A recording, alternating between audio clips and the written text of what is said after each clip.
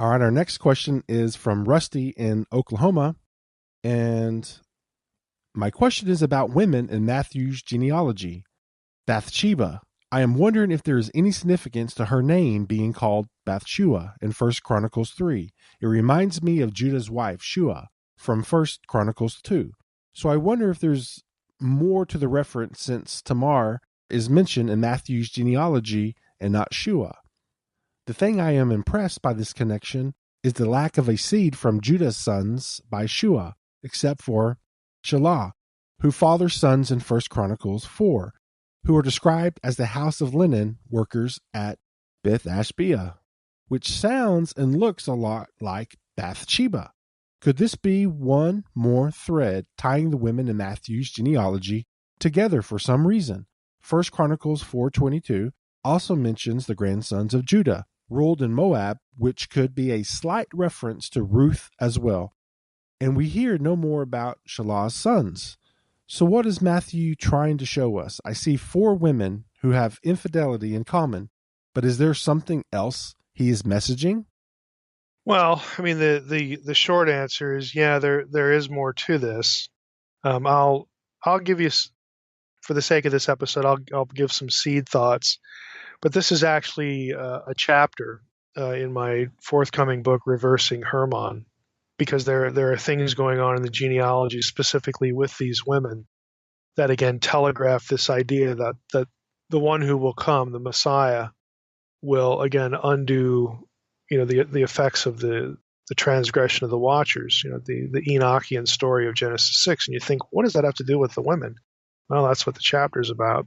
And the chapter is based on a recent dissertation from Marquette. Again, I'll just give the seed thoughts here because there are some things in that draw these women together. So I think it's appropriate again to mention Ruth, and of course Bathsheba and whatnot. So I'll just read you a bit of an excerpt. That's probably the easiest way to do this from the new book. So we have here the reference to Tamar. Okay, Tamar or Tamar is the first of the 4 women in Matthew's genealogy. That's Matthew chapter 1, of course. And she's known primarily from Genesis 38. Now, the questioner gave a reference to Judah, in Chronicles, but that's hearkening.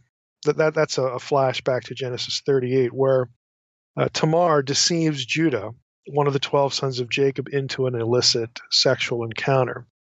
We need to recount the story here so that the connection, again, to what would be what I call in the book the Watcher template, is decipherable. But before I quote that, all of these women have, again, some sort of sexual transgression element involved in their story, either something done to them or something they do, something, again, just in their backstory that is supposed to, as I argue in the book, supposed to draw our attention to the theme of sexual transgression. And then there are things in the text as well that take our minds back in terms of specific vocabulary words back to the episode of Genesis 6:1 through 4. But I'm not going to get into the nuts and bolts of that here, but let's just go to Genesis 38 just so people can sort of get the context. Genesis 38, starting in the first verse. It happened at that time that Judah went down from his brothers and turned aside to a certain Adulamite, whose name was Hira. There Judah saw the daughter of a certain Canaanite, whose name was Shua. If we skip to verse 12, in the course of time, the wife of Judah, Shua's daughter, in other words, this Canaanite woman, died.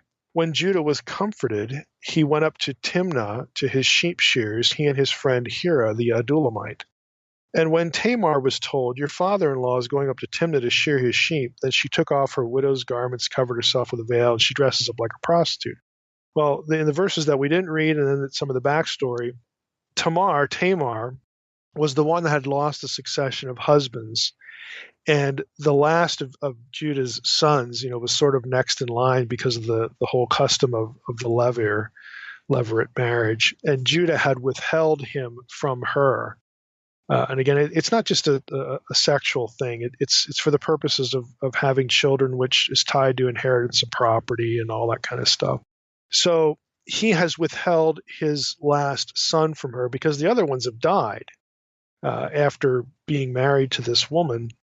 Well, to Tamar. So, when Judah's own wife dies, and he's has a period of mourning, then he goes up to, this, this particular place where the sheep shearers were, and Tamar hears this, and she goes, "Okay, I'm gonna get revenge. Essentially, I'm gonna trick him." She dresses up like a prostitute, seduces her own father-in-law, and then of course she gets pregnant by that. And we know, or at least I'm assuming we know the rest of the story. How she eventually gets vindicated, and he's shown to, have basically betrayed. The thing he should have done was to give her his son, and so on and so forth. So we have this whole incident that revolves around this Canaanite woman who was the daughter of Shua. She was Bat, the daughter, okay, of Shua, Bat Shua.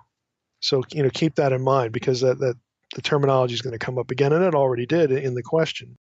Now, Bathsheba's name becomes part of this because in 2 Samuel 11, where readers first encounter her, she's called, quote, Bathsheba, Bat-Sheva, the daughter of Eliam.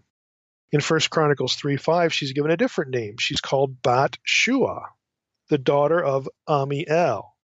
And in Hebrew, the first part of the name, Bat, okay, it means daughter. So the name from 1 Chronicles literally is just like the situation back in Genesis 38. It means daughter of Shua, which is, the part of the passage we just read. Now, this whole, issue with Bat Shua connecting Judah's situation where this woman in question was a Canaanite, we're not told specifically if Tamar was a Canaanite, but the woman Judah had married was a Canaanite.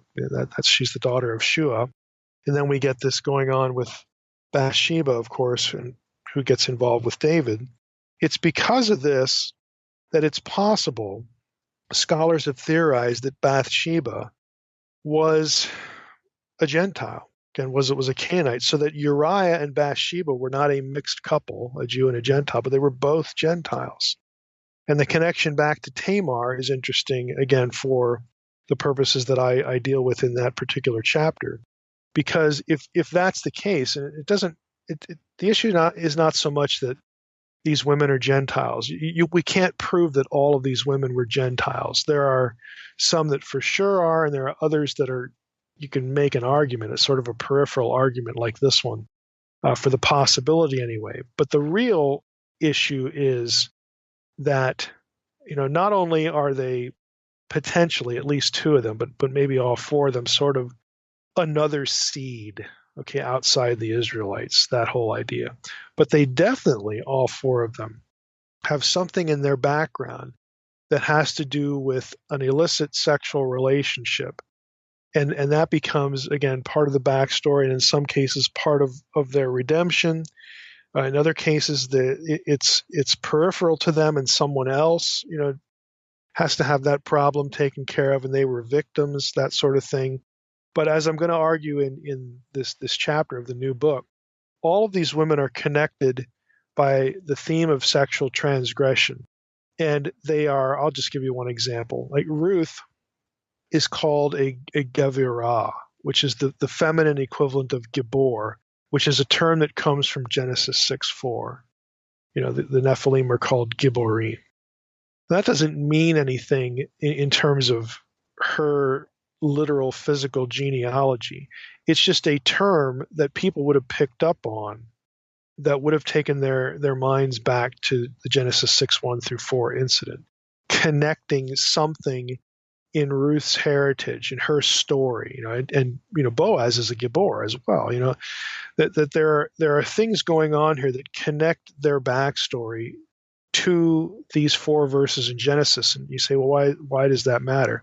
Well, it matters because this idea that it was because of the sexual transgression of the Watchers that they came to earth, and they not only, again, just sort of had this heaven and earth transgression, but they also taught humans how to basically destroy themselves through different points of knowledge.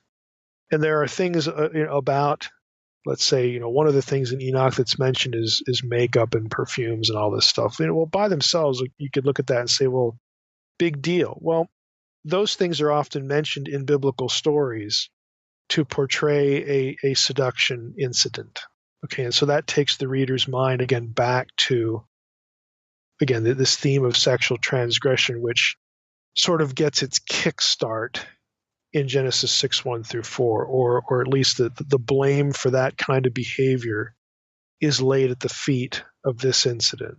That becomes the wellspring, the bad wellspring from which people, just go crazy. Again, they take something that in and of itself could be neutral, and some of the things that the watchers, are, quote unquote, teach humans are in other passages, in certain passages, neutral, but they can also lend themselves to destructive behavior and self-destructive behavior. And that's why in Jewish thinking, part of if we back to our old question, if you ask the average Christian, why is the world the way it is? Why is there so much sin and evil? The only answer you're going to get is Genesis 3. If you asked a first century Jew the same question, they would not say Genesis 3, the fall. They would say that's one element. The other element is Genesis 6:1-4. And the third, element to that is what happened at Babel. So all three of those things frame depravity for a first century Jew, whereas Christians are taught to only think of one of them and exclude the other two. Well, the New Testament writers don't exclude the other two. And so the expectation of the Messiah in between the Testaments, and again in certain things said in the New Testament, certain episodes, draws on this idea that the Messiah is supposed to be the cure for all of this garbage, all of this depravity that springs from these three incidents, not just this one. And so I don't want to go too much further than that, because I really can't do the terminology and the naming issue justice in this brief description. But at least those are sort of the nuggets. But this is a good catch on the part of the questioner, and it's something that again, Hebrew readers would have noticed. And then the question comes, well, why is it there, and what is the writer trying to intentionally draw attention to? And as we'll see in Reversing Hermon, oftentimes it's this episode, this second segment of the three causes for why the Messiah needed to come.